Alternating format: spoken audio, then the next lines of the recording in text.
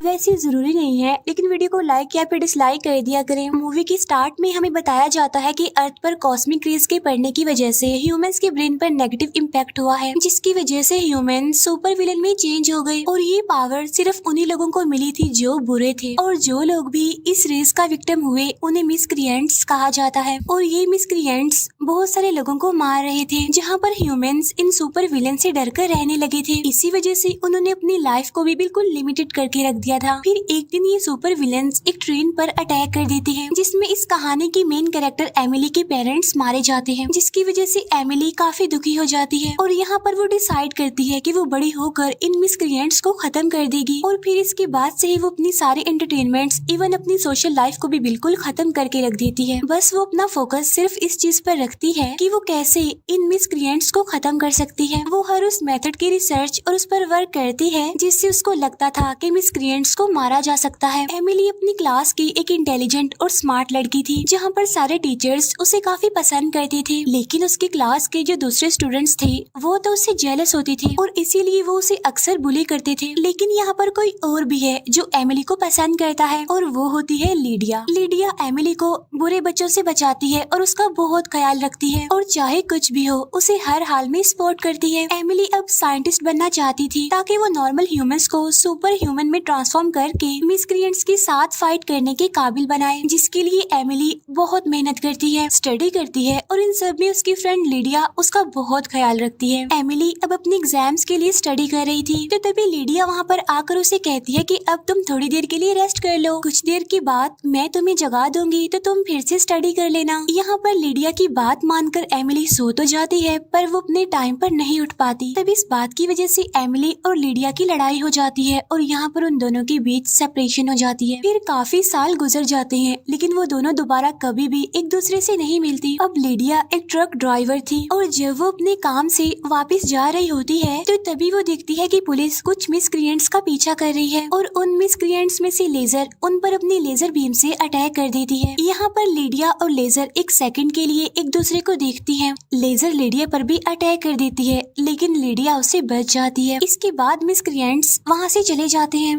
Lydia को अब Emily का कांटेक्ट मिलता है, और अब वो उसे कांटेक्ट करने की कोशिश करती है। फिर एमिली खुद स्कूल रियूनियन पर लीडिया को बुलाती है, लेकिन वो खुद नहीं आ पाती। यहाँ स्कूल रियूनियन पर लीडिया को पता चलता है कि अब एमिली एक काफी बड़ी साइंटिस्ट बन गई है। यहाँ पर लीडिया को लगता है कि एमिली अभी तक पार्टीज में आने से डरती है, तो तब वो खुद एमिली को लेने के लिए उसके ऑफिस जाती है, जहाँ पर वो एमिली का ऑफिस देखकर काफी हैरान रह जाती है, और वो फजूल में ही हर चीज को छेड़ने लगती है। यहाँ एमिली उसे बताती है कि वो भी स्कूल रियूनियन में जाना चाहती थी, पर वो काम में बिजी होने की वजह से भूल गई। एमिली लीडिया को अपना ऑफिस दिखाती है, और वो लीडिया को यहाँ की किसी भी चीज को हाथ लगाने से मना करती है, पर यहाँ लीडिया हर चीज को छेड़ते हुए कुछ चीज को प्रेस करके एक सोफे पर बैठ जाती है, जहाँ एकदम से उसके हाथ बन जाते हैं और उसके फेस पर कुछ सीरम इंजेक्ट हो जाते हैं, जिस पर एमिली काम कर रही थी। लीडिया के शाउट करने पर सब लोग वहाँ पर आ जाते हैं। यहाँ एमिली को ये देखकर काफी गुस्सा आता है कि वो इतने सालों से जो सुपर ह्यूमन बनने के लिए वर्क कर रही थी उसकी सारी मेहनत खराब हो गई है, और अब एमिली कभी भी विलन्स को नहीं मार सकती, क्योंकि अब सुपर ह्यूमन लीडिया बन गई थी। तब यहाँ एमिली सोचती है कि उसका मेन मकसद तो सुपर विलन्स को हराना है ना, तो इसीलिए अब वो लीडिया को ट्रेनिंग देने का डिसाइड करती है। फिर नेक्स्ट डे से उसकी ट्रेनिंग स्टार्ट हो जाती है। एमिली साथ साथ खुद भी कुछ पिल्स यूज करती है, जिससे अब उसके अंदर भी कुछ इनविजिबल पावर्स आ जाती हैं। अब ट्रेनिंग के बाद लीडिया भी बहुत ज्यादा पावरफुल हो गई थी। एक दिन वो न्यूज में दिखती है कि मिसक्रिएंट्स पूरे सिटी में काफी तबाही मचा रहे हैं, और तभी एमिली वहाँ पर रॉ चिकन लेकर आती है, जिसे फौरन लीडिया किसी जानवर की तरह खाने लगती है। असल में ये सिरम के साइड इफेक्ट्स थे। इट्स मीन लीडिया अब सुपर ह्यूमन बन चुकी थी। जिसके बाद हम उन दोनों को एक खास सुपर वुमन ड्रेस में देखते हैं, जिसे पहनकर वो अपनी सुपर कार में अपने फर्स्ट मिशन यानी मिसक्रिएंट्स को खत्म करने के लिए चली जाती हैं। वो लोग एक शो पर जाते हैं जहाँ पर मिसक्रिएंट्स ने अटैक किया था। वो दोनों मिलकर उनका मुकाबला करते हुए मिसक्रिएंट्स मिसक्रिएंट्स को हरा देती हैं। यहाँ पर हम एक अजीब हाथों वाले मिसक्रिएंट को भी देखते हैं जिसका नाम जेरी था, जो शायद लीडिया को अच्छा लगा था, पर एमिली लीडिया को होश में लाती है। फिर इस इंसिडेंट के बाद वो दोनों फेमस हो जाती हैं क्योंकि अब वहाँ के लोगों को मिसक्रिएंट से डरने की जरूरत नहीं थी।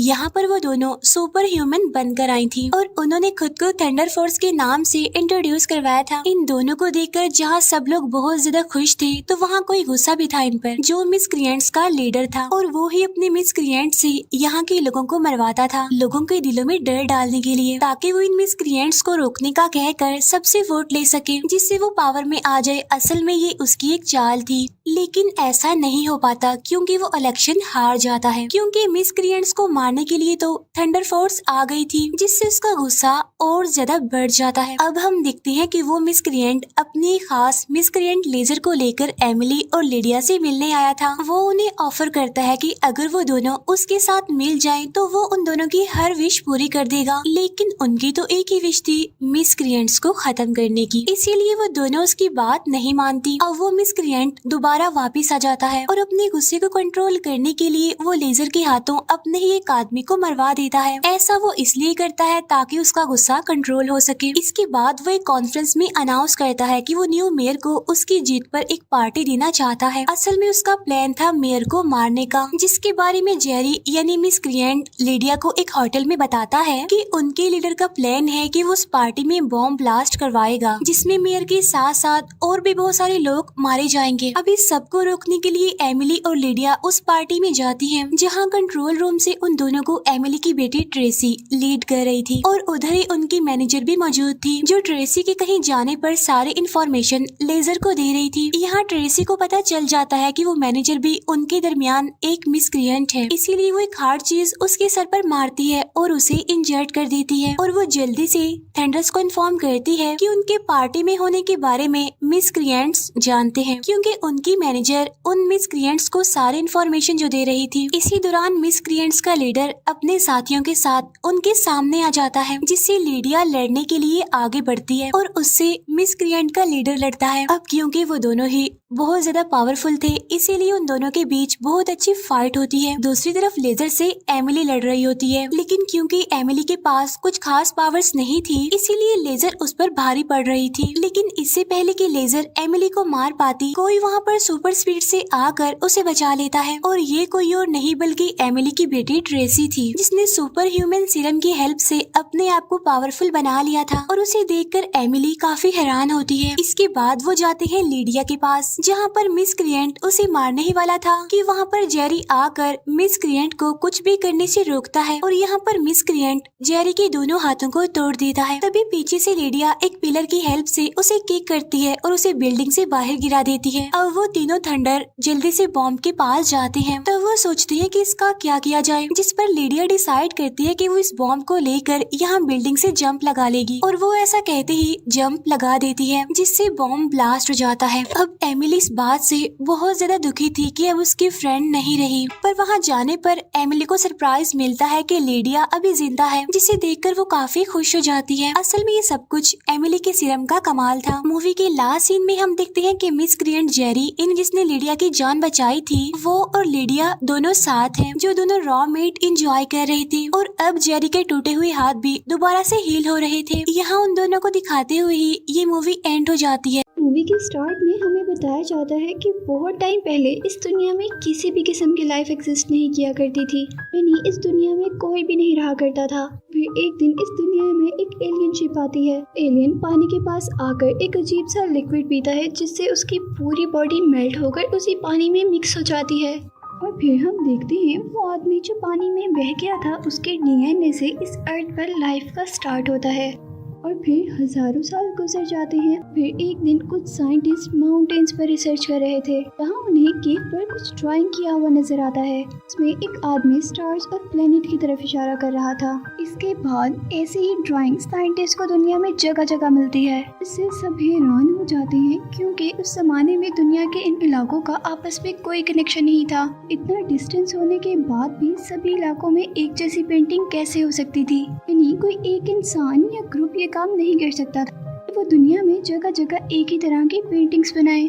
और फिर साइंटिस्ट रिसर्च के बाद इस नतीजे तक पहुंचते हैं कि शायद ये जो बड़े बड़े इंसान इन ड्राइंग्स और पेंटिंग्स में हैं, ये वही इंसान है जिन्होंने इन इंसानों को बनाया है। ये सारी ड्राइंग्स इंसानों के लिए एक तरह का इनविटेशन है, वो अपनी लाइफ के स्टार्ट के बारे में जान सकें। और अब सभी पेंटिंग्स में देखा जाता है कि वो लोग एक ही प्लेनेट की तरफ इशारा कर रहे थे, इसीलिए अब साइंटिस्ट फैसला करते हैं कि वो लोग इस प्लेनेट तक जाएंगे। और फिर हम देखते हैं कि कुछ साइंटिस्ट की एक टीम स्पेसशिप में है, वो सारे के सारे एक स्लीपिंग चैम्बर में हैं, जहाँ सिर्फ एक बंदा है जो स्लीपिंग चैम्बर के अंदर नहीं है और वो इस शिप और ट्रिप को कंट्रोल कर रहा है, क्योंकि वो बंदा कोई इंसान नहीं बल्कि एक एंड्रॉइड रोबोट था। फिर 3 साल के लंबे सफर के बाद वो अपनी मंजिल तक पहुंच ही जाते हैं। वो रोबोट सभी साइंटिस्ट को उन स्लीपिंग चैम्बर्स के अंदर से उठा देता है। अब वो साइंटिस्ट उसी प्लेनेट के ऊपर थे जहां उन्हें आना था, लेकिन यहाँ पर तो उन्हें लाइफ के कोई आसार यानी सिंबल नजर नहीं आते। फिर उन्हें पहाड़ों के दरमियान में एक पिरामिड दिखता है। पिरामिड का मतलब है कि यहाँ पर कहीं न कहीं लाइफ तो जरूर है। और अब साइंटिस्ट उस प्लेनेट के ऊपर जाने का फैसला करते हैं। प्लेनेट का पूरा इन्वायरमेंट तो बिल्कुल अर्थ जैसा ही था, लेकिन बस कार्बन डाइऑक्साइड थोड़ी क्वांटिटी में ज्यादा था जो उनके लिए पॉइजनस था, और इसीलिए वो लोग ऑक्सीजन हेलमेट पहनकर बाहर जाते हैं। इसके बाद कुछ लोग शिप के अंदर रुकते हैं और बाकी लोग शिप से निकलकर उस पिरामिड को चेक करने के लिए उस पिरामिड के अंदर जाते हैं। और सबसे पहले अंदर की तरफ रोबोट, जिसका नाम डेविड है, वो जाता है। अंदर जाने पर उसे ग्रीसी लिक्विड नजर आता है और साथ ही कुछ बटन्स भी नजर आते हैं। जैसे ही वो बटन्स को पुश करता है तो वहाँ पर एक प्रोजेक्टर स्टार्ट हो जाता है, जो वहाँ की शायद सीसीटीवी कैमरा की रिकॉर्डिंग थी। इसमें दिखाया जा रहा था कि वो सारे इस जगह से बाहर भाग रहे हैं, और तभी वहाँ पर किसी का पाँव स्लिप होता है और वो गिर जाता है, और इतने में ही वहाँ का डोर बंद हो जाता है और वो बंदा जो गिरा था उसका हेड दरवाजे की दूसरी साइड पर रह जाता है। जैसे ही प्रोजेक्टर बंद होता है तो वो उस जगह पर जाते हैं जहाँ उन्होंने देखा था कि कोई स्लिप होकर गिर गया था। वहाँ जाने पर उन्हें सच में एक डेड बॉडी नजर आती है, और फिर वहाँ एक डॉक्टर इस बॉडी को स्कैन करती है, जिससे पता चलता है कि ये बॉडी बहुत 1000 साल पुरानी है।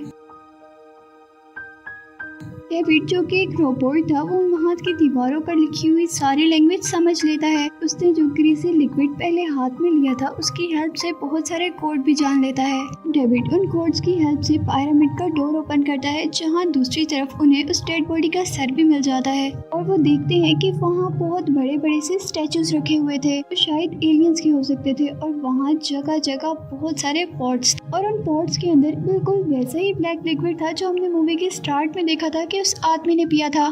जैसे ही वो सब लोग अंदर जाते हैं तो वहाँ का एनवायरनमेंट चेंज होने लगता है, और साथ ही दीवारों पर बनी पेंटिंग्स भी चेंज हो रही थी। साथ ही उन पॉट्स में से ब्लैक लिक्विड निकलकर बाहर गिरने लगा था।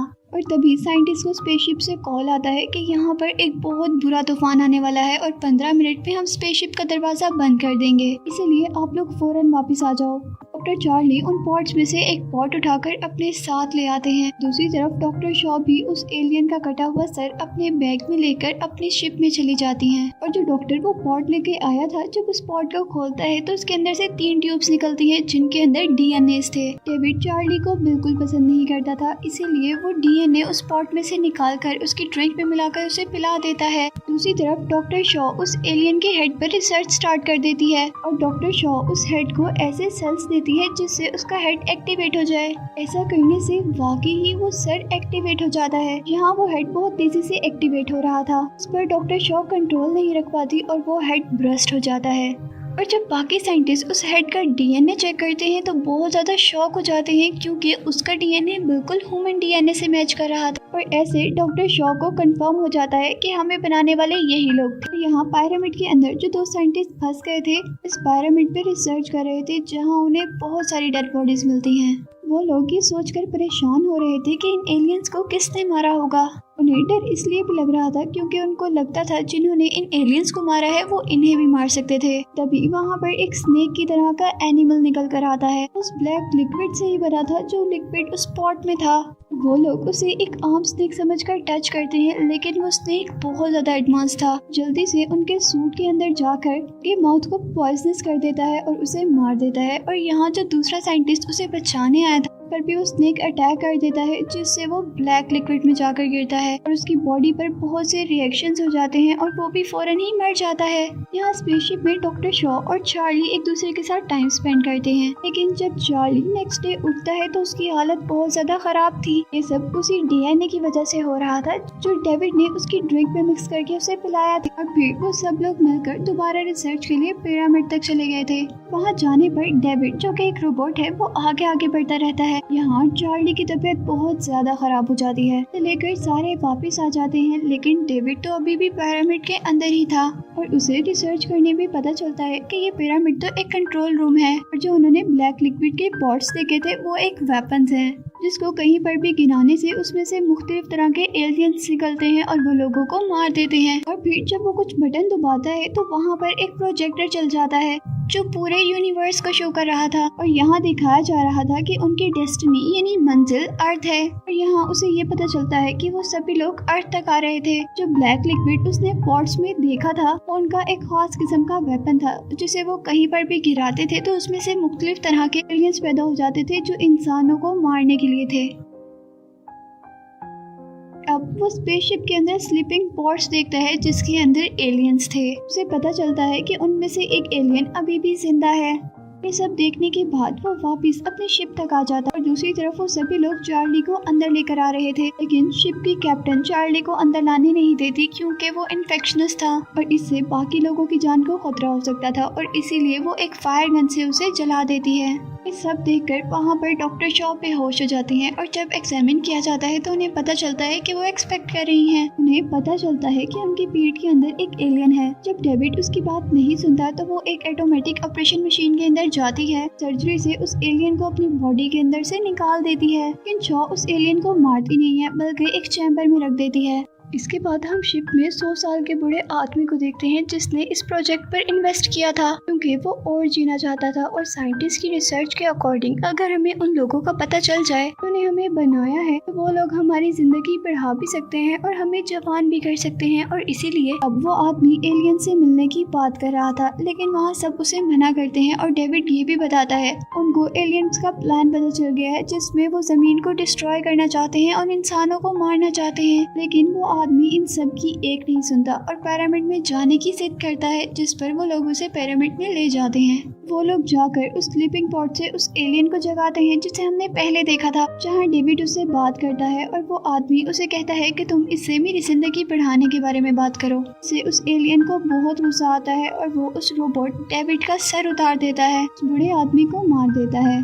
फिर वो आदमी उठकर अपनी शिप को स्टार्ट करता है और डेस्टिनेशन अर्थ रखता है। यहाँ शो जल्दी से उस पिरामिड से बाहर आती है और अपनी स्पेसशिप के पास आकर उन लोगों को कहती है कि हमने किसी भी तरह से इस शिप को रोकना है, लेकिन अब उस शिप को डिस्ट्रॉय करने के लिए उनके पास कोई वेपन नहीं था, इसलिए वो फैसला करते हैं कि वो अपनी शिप से उस शिप का एक्सीडेंट कर देंगे। अब वो ऐसा ही करते हैं और अपनी शिप को उस एलियन शिप से टकरा देते हैं जिससे बहुत बड़ा ब्लास्ट हो जाता है।